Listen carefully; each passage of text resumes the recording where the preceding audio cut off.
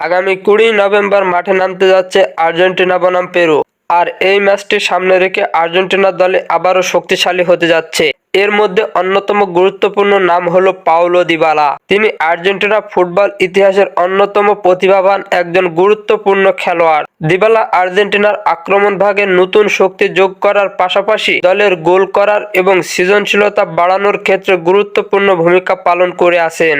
এ পর্যন্ত তার ক্যারিয়ারের বেশ সাফল্যমণ্ডিত এবং তিনি ইতালি সিরিয়াতে বেশ কিছু সিজনে জুভেন্টাসেও গুরুত্বপূর্ণ খেলোয়াড় ছিলেন। তার খেলা মানেই শুধু গোল করা নয়, বরং তার পাসিং, ড্রিবলিং এবং ফুটবলের প্রতি তার গভীর বোধ তাকে আর্জেন্টিনা আক্রমণ ভাগের অন্যতম তারকা হিসাবে প্রতিষ্ঠিত করেছে। এবার আর্জেন্টিনার দলে তার উপস্থিতি আরো শক্তিশালী করে তুলবে, বিশেষ করে যদি দলের প্রয়োজনে সে দল আক্রমণাত্মক কৌশল কাজে লাগাতে পারে। আর্জেন্টিনার কোচ লিওনেল স্ক্যালোনি দিবালাকে দলের অন্যতম সেরা অস্ত্র হিসাবে ব্যবহার করেছেন এবং তার খেলার মাধ্যমে আর্জেন্টিনার নতুন দিক থেকে ম্যাচটি জিততে চাইবে। দিবালা অবশ্যই দলের একজন ক্লাসিক প্লেয়ার এবং আর্জেন্টিনার দলের সমর্থকেরা তার কাছ থেকে অনেক বড় কিছু প্রত্যাশা করেন। আর্জেন্টিনার জয়ের ক্ষেত্রে দিবালার গুরুত্বপূর্ণ ভূমিকা থাকবে, বিশেষ করে ম্যাচের অঙ্গীকারের সঙ্গে সঙ্গতি রেখে।